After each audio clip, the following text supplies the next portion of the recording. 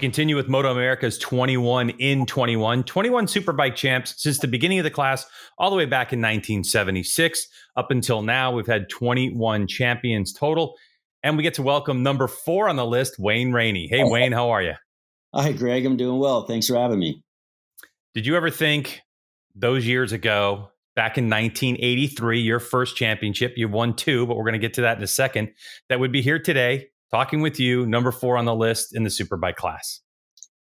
Well, maybe, but I didn't know if I could remember that far back. That was a long time ago, but hey, we're doing it now.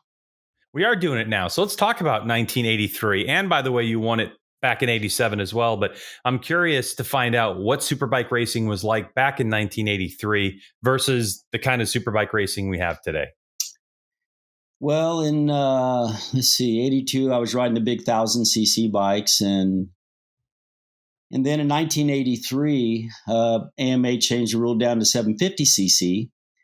So Eddie was my teammate in 82. He went off to go race in GPs.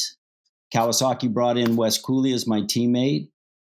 And so, the bikes being, I think at that time, Greg, the chassis development started really, the manufacturer started focusing on that.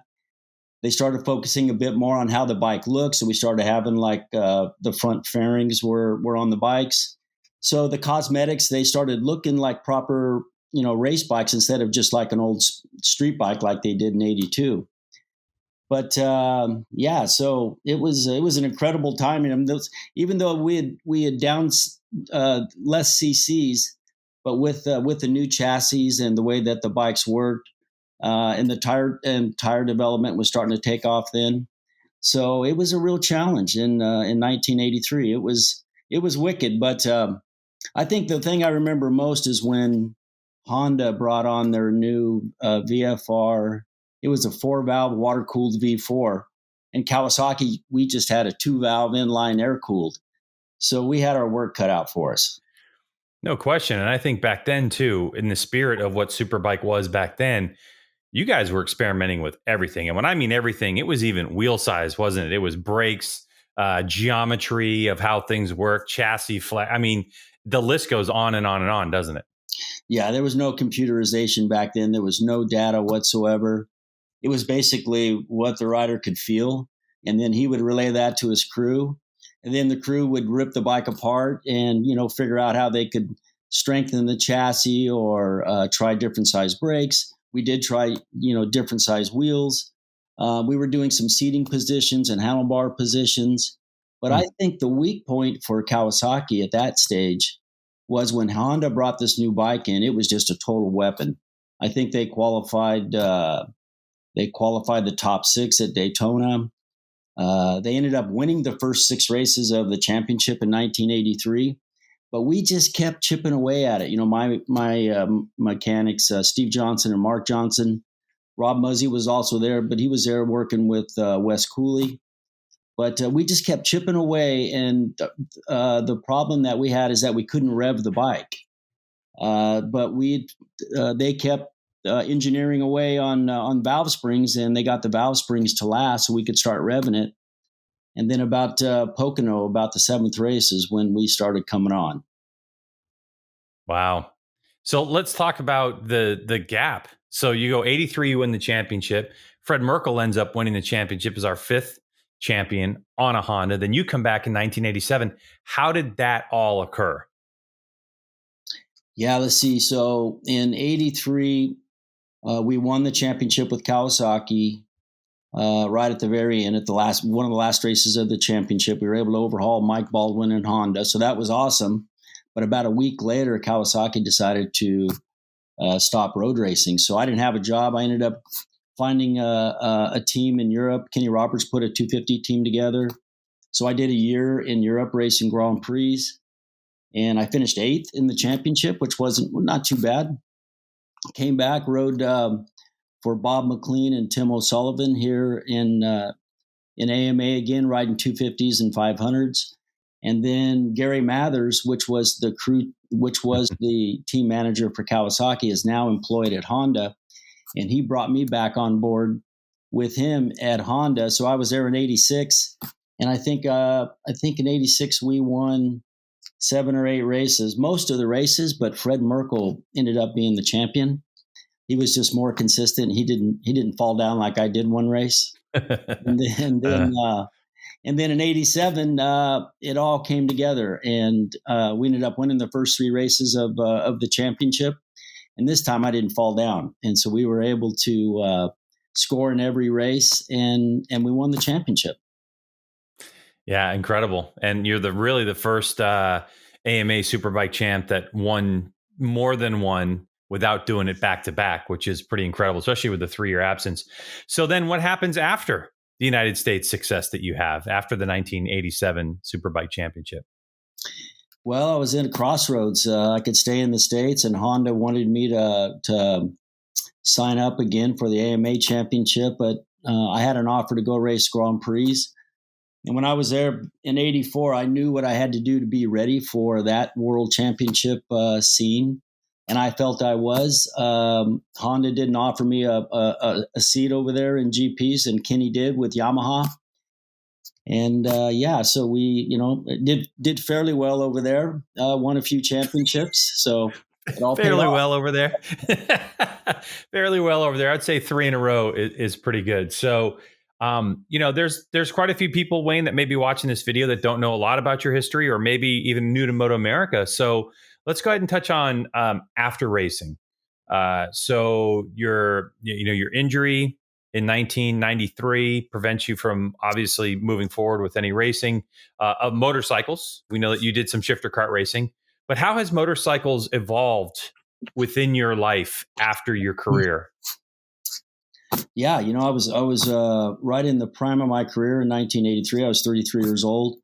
I was leading my 4th World Championship when I had my career-ending accident there in Italy. So after that, it was, my life, obviously changed quite a bit.